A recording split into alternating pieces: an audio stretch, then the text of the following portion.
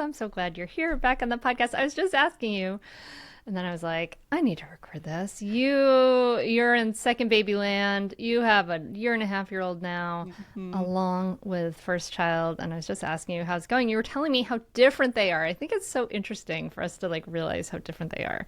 Yeah. And like from the jump, their pregnancies were different. They were different babies, like right from the get-go. When I remember the first time, so I had a home birth, which I had had Mm. with Sage as well. I remember when Mm-hmm. I shared that with you, you're like, oh, that's so Vermont of you. It's super Vermont. Yeah. But I had Mila at home and Sage at home, and he so I didn't drive in the car for hospitals. The first time we were in the car was for a pediatric appointment, and Sage, my 4-year-old, as a baby, like scream cried and gagged every time we were in the car. So it's like my expectation, right? I'm going in with that, and we put her in the car seat to go to her pediatric visit, and she fell asleep on the way there and then slept through the appointment and just like I was like, what? Hallelujah. And so they're just like such different humans.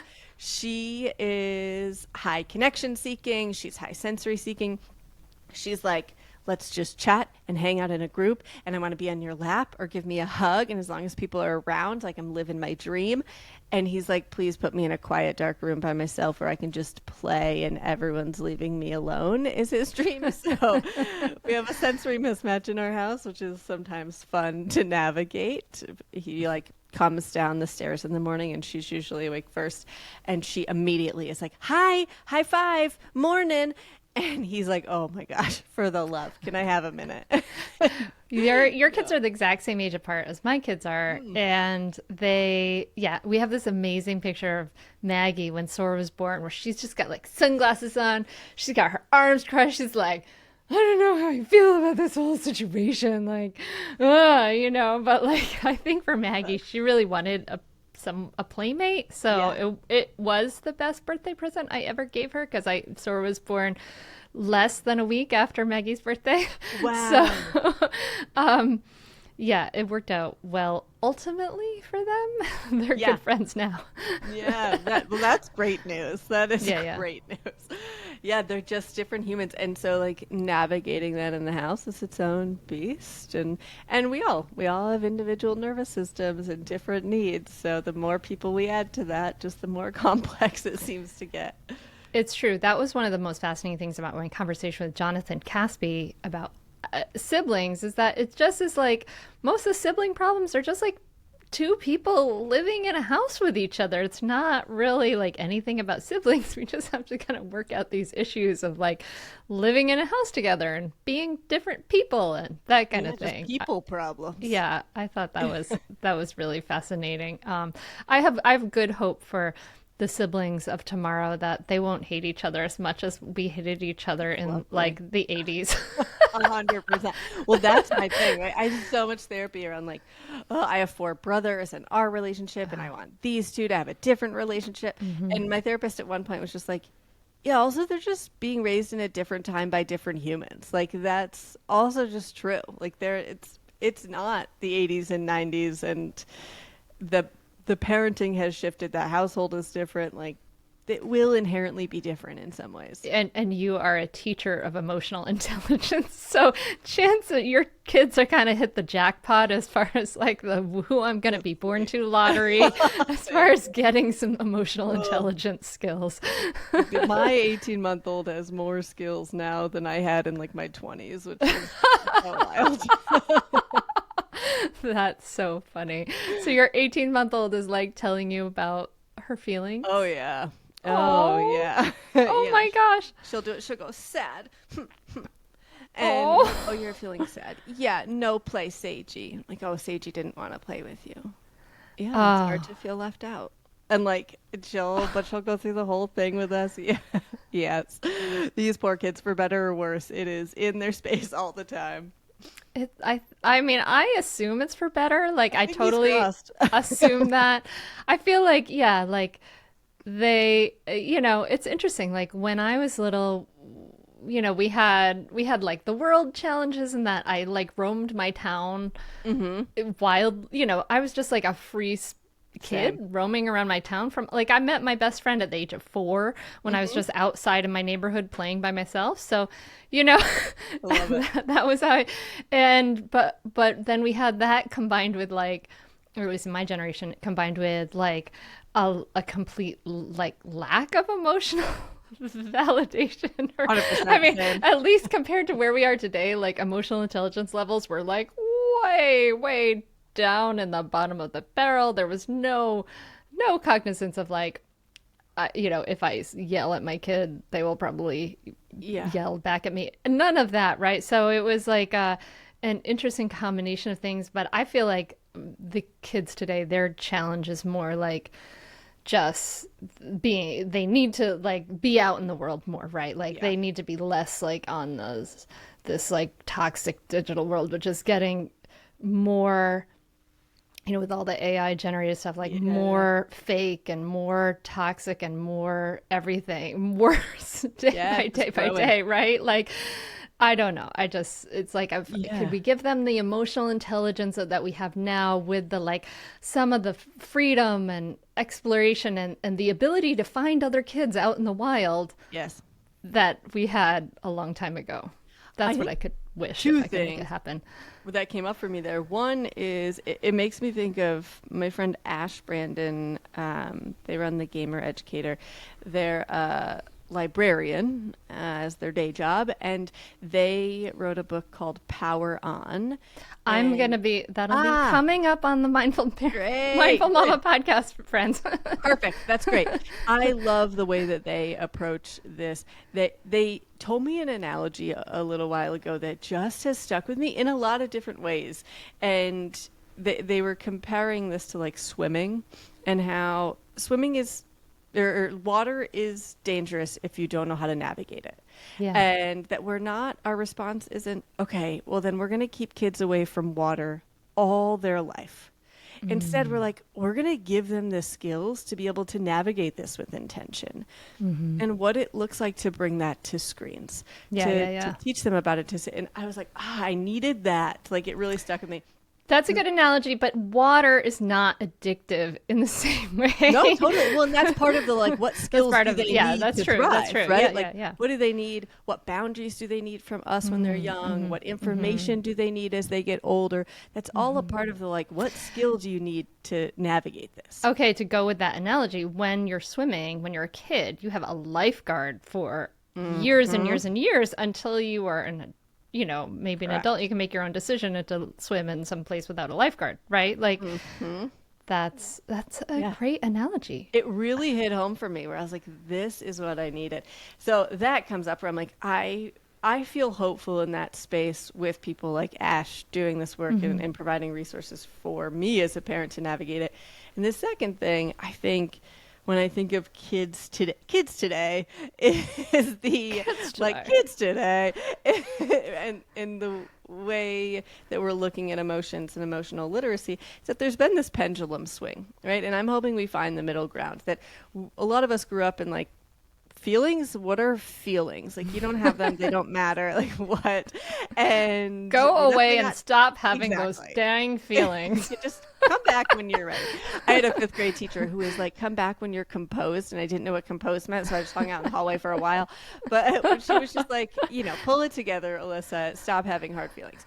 And I look at now that so many of us didn't grow up with a model for what does it look like to be with hard feelings and allow them, but not have them dictate circumstances or shift boundaries necessarily. And so we're trying to figure it out as we're driving the ship. And I feel like there's been quite a pendulum swing to this, like, feelings are the decision makers of like, I'm going to not do something to avoid my kids' hard feelings, or I'm going to snowplow obstacles out of their way so that they don't have to experience feeling left out, not feeling included, feeling embarrassed, feeling disappointed, feeling sad, right? That we're looking at like, how do we keep those hard emotions at bay so they don't have to feel those hard things? Or we're just talking about all the things all the time in a way that kids are like, I get it. I'm tired, right? Like, yes, I'm frustrated. I'm tired. And I think about myself, like, there are so many nights where I'm like, whew, I'm wiped. And if I was snippy with my husband and he was like, oh, are you feeling frustrated? Like, every time this happened, I'd be like, yeah, I'm tired. Like, I'm not at my best right now. Yeah, And I like think we have a tendency to over process. yeah, I think that's true. The pendulum swings in different directions. And yeah, we need to try to walk that middle ground of like we Yeah. are relating to you as humans and yeah, we have some, you know, even if you have some difficult feelings, we may have some expectations of you to be able to, you know, be able to also go to school or Yes, whatever it is, right? exactly. Actually, Exactly. that's a good segue because your new book is about the elementary years, and your previously you were focusing on the early years, where you have your little darling right now who is the recipient of all that great learning. So wonderful. Um, but yeah, the elementary years, and I was wondering, why do you think this stage gets kind of overlooked, and what drew you to look at it and explore it? Yeah. Yeah, I feel like we hear a lot about the like early childhood years being so exhausting. They're physical. It's you're up at night, you're carrying kids. They need you for all these things physically. And then the teenage years being so exhausting and challenging emotionally. And there's kind of this myth that there's this glorious period where things are fine and kids don't have needs and they're just Oh. chilling. Exactly. In like that middle childhood space. And when we published Tiny Humans, Big Emotions, within like a month, I started getting messages and emails from people that were like, oh my gosh, yes. And also, like, why is my 9-year-old a teenager? Like, what is happening here? Like, my 7-year-old just rolled their eyes and slammed a door. Like, what do I do with this? And we just realized that people were feeling served and supported with Tiny Humans and really needed that next age range where things start to become so much more social, that the peer relationships start to matter in a new way. We're seeing hormones come into play in a new way. That inclusion and belonging of like, who am I outside of this family?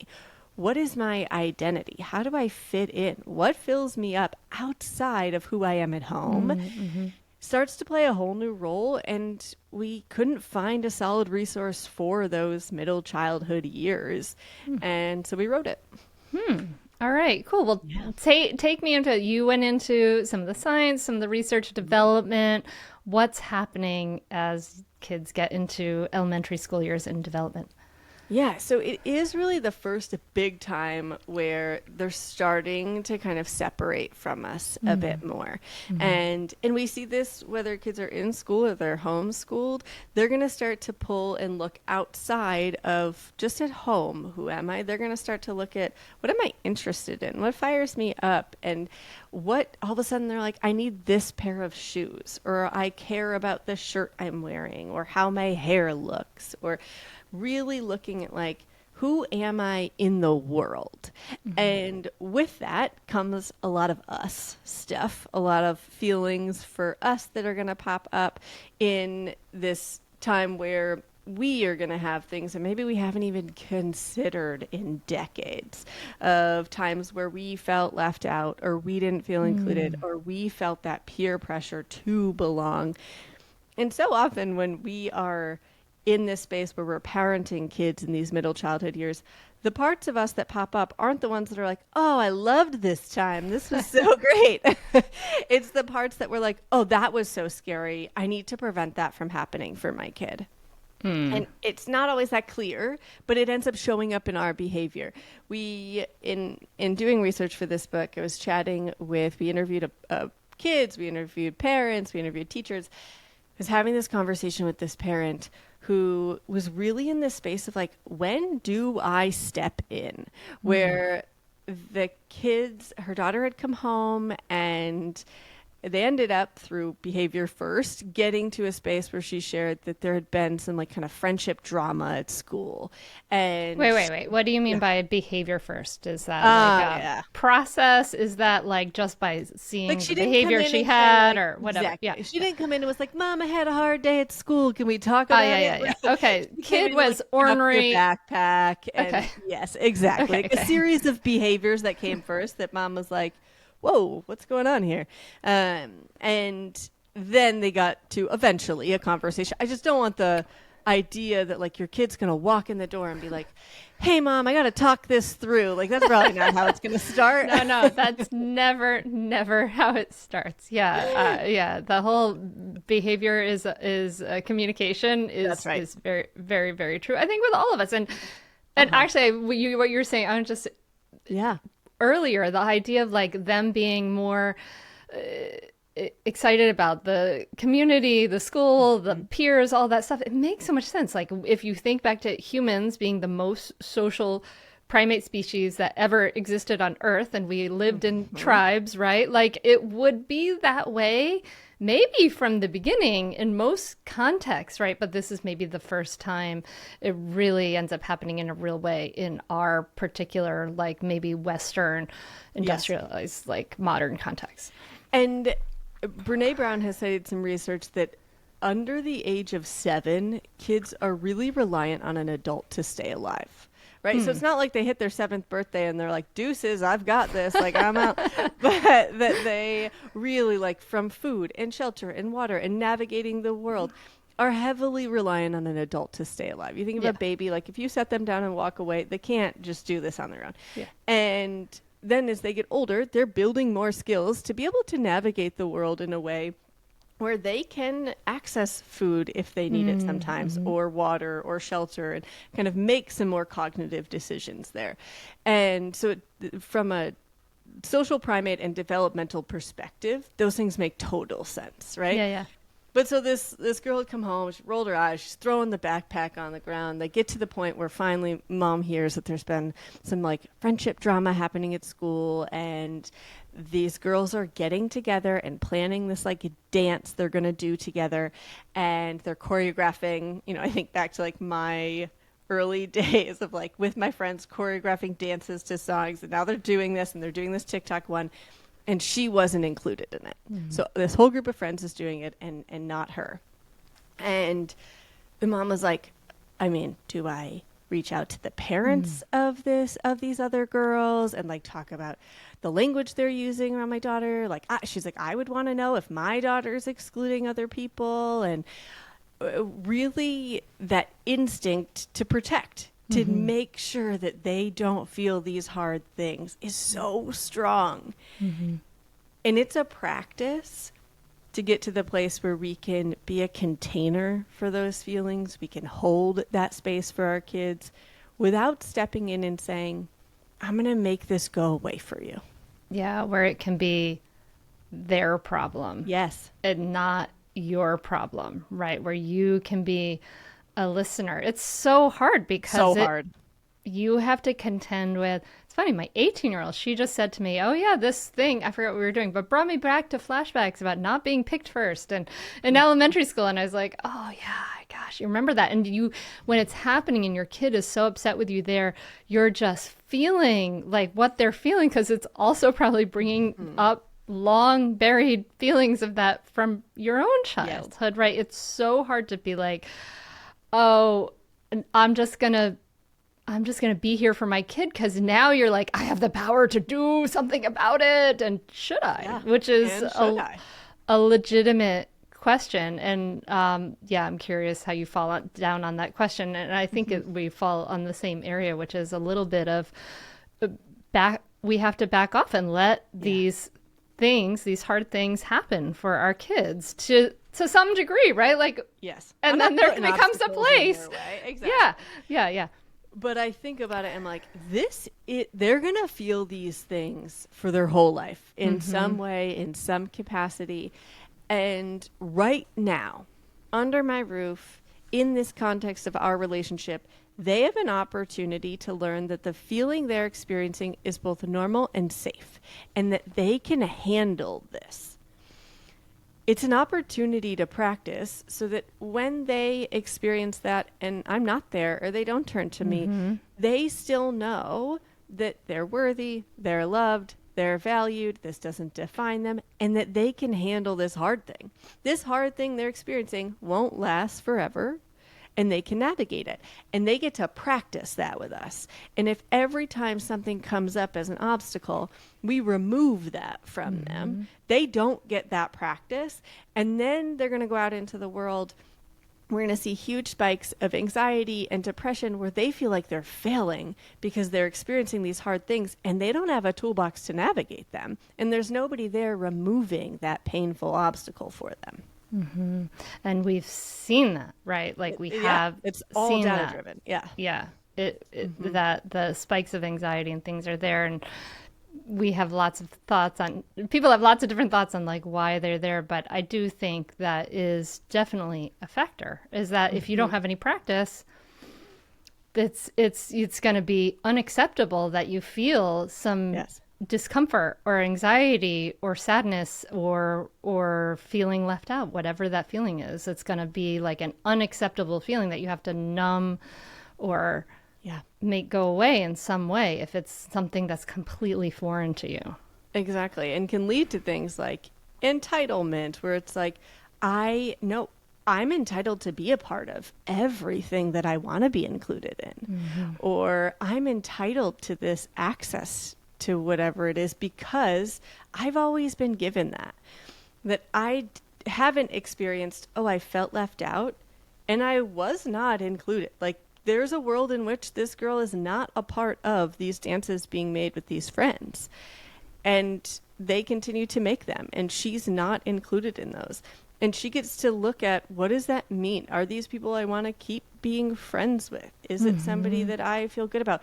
Am I going to build a skill for saying to them myself? And maybe that's where a parent comes in and coaches of like, yeah, what do you feel comfortable doing? Would it feel good to say, hey, I feel left out? Maybe they didn't think about you and that's really hurtful. Maybe they're not saying, oh, we thought about you and we're purposefully keeping you out. Maybe they are. I'm not sure. But is that something you want to ask them of like, I'm feeling left out. I'd like to be included in this. How does that feel? And maybe the girl says, yeah, I'm never doing that. I'd rather just not hang out with them or talk to them or ignore it. But we get to be there to help with that, like problem solving, conflict res, scaffolding, and skill building from the outside. And then they get to choose, what do I do with that? What decision do I want to make? Yeah, and it may not be The one it you may want. not be the perfect decision, right? And it may be a decision that leads to more discomfort. And yeah, I mean, even, my daughter who's a senior, she made a decision, had a real big friend drama and ex drama, all kinds of things happening. And she made a decision that she talked to me about and I kind of advised against. I was like, I don't know if that's going to go so well. And she did it anyway. And it really like fell down apart around her and led to like a lot of discomfort for a number of months for her. And it's like, okay, well, the way I see these kind of things is like, and I think this is, I think this is a way that we should look at these things, is that, yeah, like our kids need practice in this. They need, like, it's better for them to go through these difficult things, whether it's the missing the homework, the homework being their problem. We can go there if you want as far as elementary, but, or the friend thing or whatever it is, and messing up, being human and making the mistake, messing up, and then having a good chunk of that stuff happen in the 18 years that they are at home and that you are there and you can be there and be that support, be that security, be that, be that soft landing to listen, to help them through it and so they're not, they're not just going out and experiencing all this on their own. Yeah, exactly. That like they get to practice that, but they got to practice it and they're going to learn from it. I think another big focus for us in this book and in these middle childhood years, like helping kids understand how their bodies work. So when I was talking about my two kids, Sage and Mila, Sage is like, he's sensory sensitive. He gets overwhelmed with a lot of stimuli. He prefers a small focused group of people. And Mila's like, let's have a dance party. Let's be in a large group, like all the connection seeking and sensory seeking.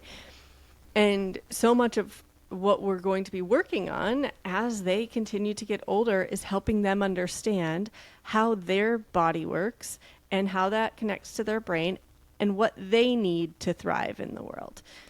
So yeah, and how that connects to other people in a social context. Because like even your kid who doesn't want all that sensory overload, doesn't want all that maybe social stimulation, you know it's not going to be good for them to withdraw from the world because of it, right? Like that's terrible, right? Like that, you know, the loneliness and isolation from people trying to like avoid discomfort of interaction with other people, that isn't such a great answer either. Totally. So it's like about like kind of learning the care and keeping of you so that you can say, okay, I'm this way and etc. Right? So you're talking about those.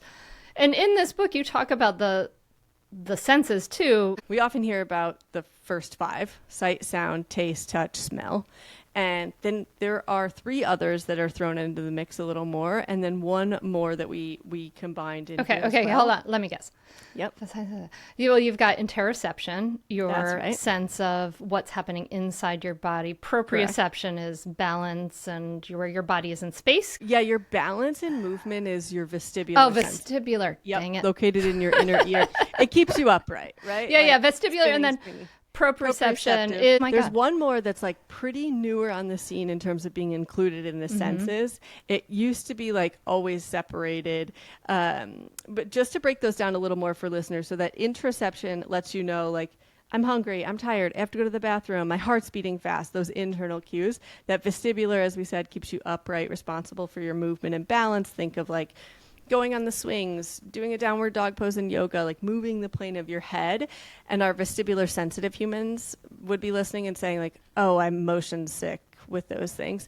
And a vestibular seeker is like, yeah, put me on a swing, put me in an office chair that kind of rotates, or a swivel chair. I want all spin that. me around. That's right. And then proprioception is, I have low proprioceptive awareness. And what this looks like is I'll like bump into the table or my bed frame. For the love, cannot figure out where my leg ends and my bed frame begins. I always have like a bruise on it from like turning that corner too tight. And so our proprioceptive sense lets us know where things are around us and where our body ends. And folks with lower proprioceptive awareness are higher proprioceptive seeking. So they're looking for more of that to say, like, where do I end? I'm a human who could have a massage for 4 days, and I'm like, I want more. Like, I love deep touch. I love that pressure. And so in terms of physical activity, I'm looking for like big body play. Give me a kickboxing class. I like lifting weights. Like those are things that my body really craves as a proprioceptive seeker with low proprioceptive awareness. My son, who has high proprioceptive awareness, has a bigger space bubble. He's like, yep, we're close enough. You're good. I know that I end here. He also is phenomenal. He has like a Power Wheels tractor. He can bob and weave in and around things and not hit the things around him. And I'm like, oh, you're so close to that. And he makes the cut and he can do it because he has such high proprioceptive awareness. He's aware of like, what is the size of this thing? I'm close enough, but not too close to that. He can navigate those where like my nightmare is I'm on a highway and there's a cement wall on one side and a semi truck and I'm like sweaty and nobody talk to me, please. I'm just trying to get through this. And so looking at like, that's how those show up. Now our last one is neuroception, and I call this our spidey sense. It is our safety sense. You know, if like there's conflict in a room with two people and they stop arguing, but you like walk in and you can feel that energy in the room, that's your neuroceptive sense saying like, ugh, something's off here. And it's how when somebody says like, I'm fine, we know they're not fine, right? Like you hear it in their tone. That's your neuroceptive sense. It perceives that like nonverbal communication. It's really that like energy reader. And it's one that for kids who have high ACEs, who have a lot of trauma, is often heightened. They're typically phenomenal at reading nonverbal communication because it's often kept them safe in the they've world. had to. Yeah, That's unfortunately. right. Mm-hmm. That's right. And it's why, like, for teachers of these humans, it's so crucial that we're aware of the neuroception in the space. Like, if a kid walks in and I'm like, hey, bud, versus like, hey, bud, it's so good to see you. Or if I got big energy and I'm like, hi, buddy, and they like retreat, that I can really be mindful of like, what's my tone? What's my body language here? So that neuroceptive sense it's like our safety sense. So when we're looking at those 9 senses, all of us are sensitive to some versus seeking others for regulation. And it's different for all of us. So we actually worked with a group of occupational therapists to put together a comprehensive questionnaire that you can take at any age. In fact, what's been so interesting is so far since this has been out in the world, the overwhelming majority of questionnaires taken have been by adults for adults, where they're taking it for themselves of like, wait, how do I function in work? Which is awesome, because if we understand how we function in work, then we can better regulate ourselves to respond with intention. Mm-hmm. So the way that it works is you take the questionnaire and in the end, it'll tell you, all right, you might be kind of a neutral seeker where you're seeking a little bit of sensory input. You can filter a bunch out. You might be high seeking where you're going to need to like have some accommodations probably in place. My colleague is a high sensory seeker. She's got like an essential roller in her bag that she can put on at any point to smell. She is going to have fidgets and click things. She likes to listen to background music when she's working in earbuds. She's really seeking quite a bit of stimuli for regulation. And then we have that sensory sensitive, which is really saying that those humans are so good at noticing details. I married a sensory sensitive human, and I had like clipped my nails recently, and he was like, hey, I saw you cut your nails. And I was like, oh my gosh, thanks, I feel seen. And he was like, yeah, you put the nail clippers back in the wrong spot. And I was like, oh, that's not where I thought that was going.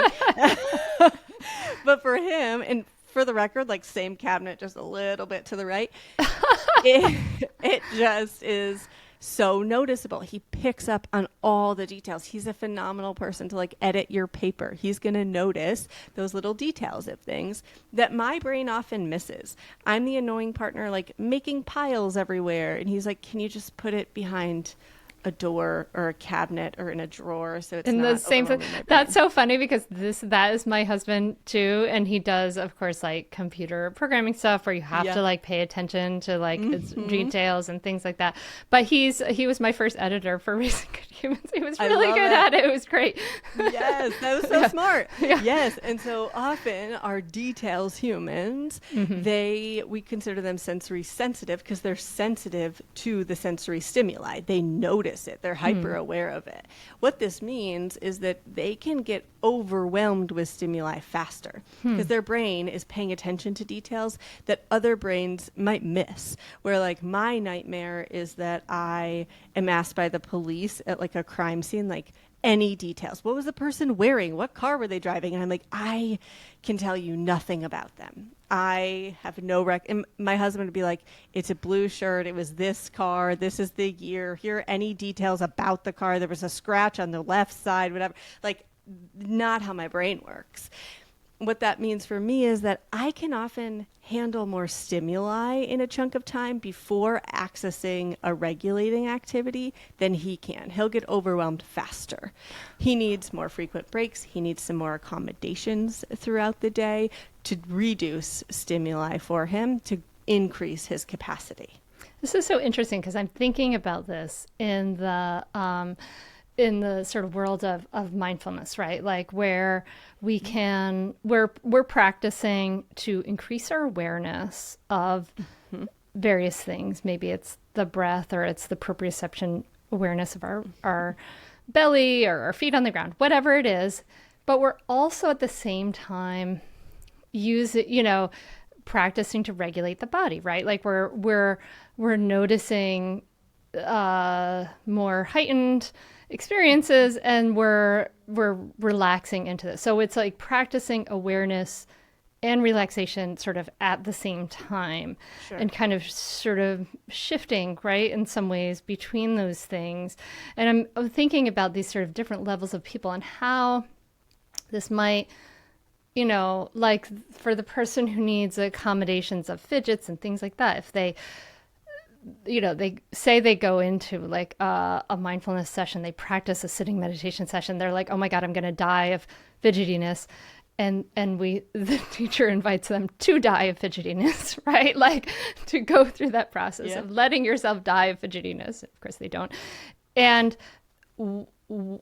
what I've seen that benefit people in that way, but then also sort of like, in sort of the other sense, the people who are so hyper aware, maybe that practice of the relaxing or calming the nervous system is more apropos. I don't know. Any thoughts on that? Yeah, 100%. I think what we're also kind of talking around, not talking about yet, is the role that neurodivergence plays in this, and that our sensory sensitive humans can be neurodivergent, where they are noticing a lot of those cues and can get overwhelmed. And for a human who is sensory sensitive, having them sit in a space where their nervous system is overwhelmed and flooded and doesn't feel safe, and tune into and say, like, allow that, is, I think, applicable for a neurotypical human, for a human who they can notice those things and tune into things that maybe they aren't yet noticing, and might still feel safe in their nervous system while doing that. Yeah, I guess it's a sense of safety. That is the key to that system, that process. Anyway, sorry, go ahead. And so like that's what I believe here too. And that if we have a sensory sensitive human who we're saying like, yeah, it's chaotic and there's so much stimuli and we want you to just be in it and notice it, they already are noticing it in such a heightened manner that for them, their nervous system is having a stress response to the amount of stimuli they're noticing. Our sensory seekers, on the other hand, also can be neurodivergent on that sensory seeking side. For them to notice their desire to seek stimuli is also their body's way of saying, like, how do I feel safe in this world?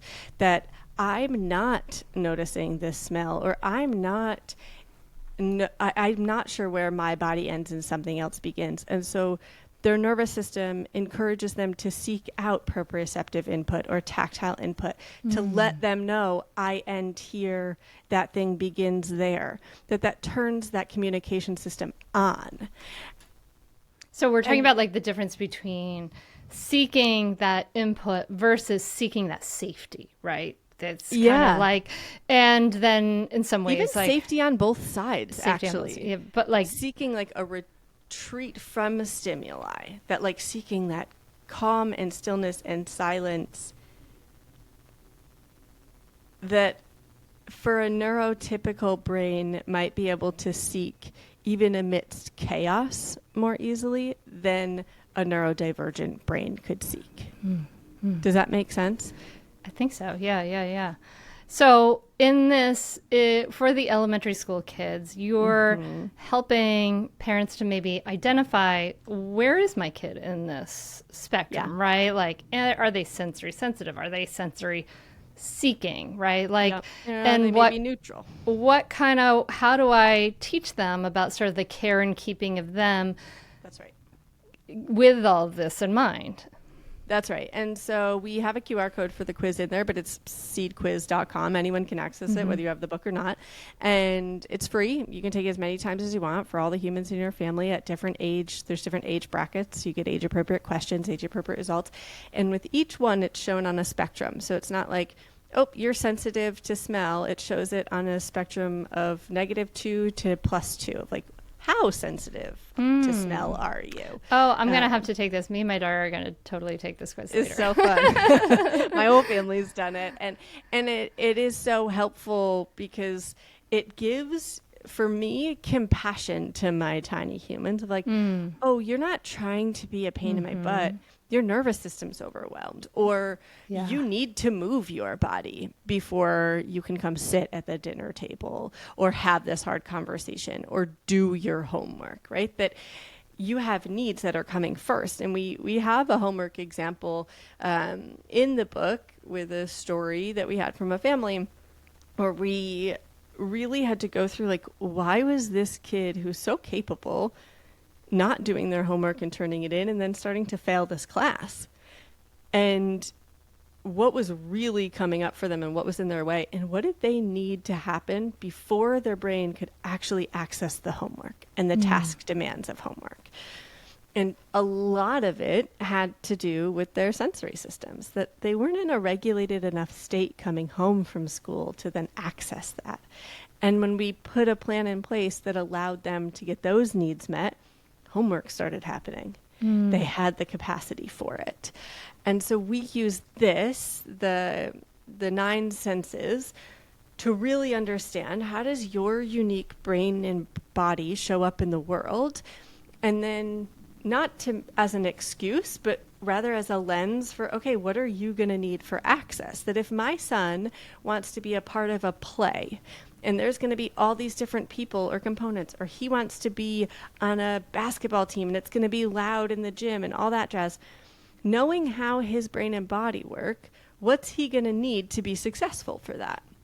Not, oh, those things aren't for him because of how his brain and body works, but what's he going to need to be successful there? And for my daughter, who's so high connection seeking and sensory seeking, what's she going to need to thrive? That for her, because connection is so important, inclusion and belonging are going to be very important for her. So learning how to navigate feeling left out or feeling embarrassed are going to be big challenges for her. She's going to fall on that emotional side of, what does she need emotionally to be able to thrive in the world? And for every single human, it's going to be different. And we look at this from a place of equity. Like, what does this nervous system need to thrive? And I love this because you're approaching it not from a point of view of like, okay, parents, like, let's just, inviting the parents to be in this place of like, listen, be aware, see your kid, right? Be curious about who is this kid in front of you, right? Really try to understand, be aware of them, but also then be this coach, be this supporter. Like, notice what are the mistakes your kid's making or the challenges they're having. What are they telling you about your kid? What can you learn about them? And then as a parent, you can then be the one who says, okay, what do you need? And then if there's some boundaries to hold, maybe we can discuss what they are, and we can discuss why they're there and because of who you are, right? And then rather than being like, what I'm kind of hearing from you as you describe, a parent understanding a kid is that it's a dialogue. It's okay, you're about to fail this class. Let's start to understand, what do you need to be successful? And what is it that's going on with your body and your mind and all of those things? I love all that. So I'm going to shout out the book. It's Big Kids, Bigger Feelings. So if you want to dive deeper into this, go get the book. It's out now. Navigating Defiance, Meltdowns, and Anxiety to Raise Confident, Connected Kids is the subtitle. For a parent who's like, oh my God, I'm in this, and it's like a roller coaster and it's scary. Any final words of wisdom for that parent? Most things aren't an emergency. And so when we can slow down and notice, for myself, writing it down is helpful. Also, talking to somebody is helpful. So when I notice that spiral of like, oh my God, my kid's going to be 16 and have no friends and I'm failing them in life, and what does this mean? And I'm jumping ahead to like this wild scenario when it's like, oh, they're 5 today though. It is so helpful for me to really look at, what is my fear here? What am I noticing? And then what's my fear about what that's going to mean for them down the road or for them more immediately? And that slowing down of getting curious with yourself will automatically start to slow down your nervous system. And then we can get curious about, all right, now what is happening now? And our greatest tool is curiosity. Yes. That if we recognize that even if they failed every class, or nobody wants to hang out with them right now, or they are swearing and slamming doors in your face right now, today, is most likely not an emergency. That if we can slow down and start to get curious, it usually leads us to then greater results. And I feel like the number one parenting, I guess, strategy that I want, there's so much information out in the world right now. I think it can be like, okay, don't say this, say that, but that if we're going to focus on one thing and one thing only with our kids today, it's to apologize when we make mistakes. That if we think back to our childhood, so many of us didn't receive repair, which is that apology from an adult. And what ends up happening is that when an adult does something, they yell, they react, they're yelling at you about your homework. And why didn't you do this? And you said you were doing it, and you went into school and you didn't turn it in, and you lied to me. When they're yelling and they're dysregulated and they're reacting, the child doesn't see, oh, my mom's dysregulated and having a hard time with her feelings. The child sees, I'm bad, I'm failing. They internalize shame about themselves. And so when you do react and then you come back and say, man, I'm so sorry. Earlier, I was feeling scared and overwhelmed, frustrated, and I was yelling at you about your homework, and I said a lot of things that aren't true. I'm still learning how to calm my body when I'm feeling frustrated and overwhelmed. You are incredible, and we're going to figure this out together. This isn't an emergency. I love you. And we do that. It takes it. I love that. It takes that shame from them. Yes. Yes. I love that. It teaches them how to apologize. It models humanity. When you apologize, you're giving yourself permission to have been human, which you were pretty human, right? And then, but it also gives your kids permission to be human and not be ashamed of it. Absolutely. I love that. Exactly. Love that. Alyssa, this is so good. All right. Well, everyone go get the book. Alyssa, I love talking to you. Bigger Kids, Bigger Feelings, and then the Seed and Sow podcast. So if you go to Seed and Sow or seed.and.sow, SEW, over on social, we hang out there a bunch. We do a lot of this work in school districts. So if you're a parent tuning in who's like, oh, I want to bring this work to my child's school, you can reach out to us, support@seedandsow.org, and we can kind of take it from there. For your teacher or administrator and you want to bring this work into schools, that's what we do for our main source of this work. And excited to get this book out into the world. Thanks for having me, Hunter.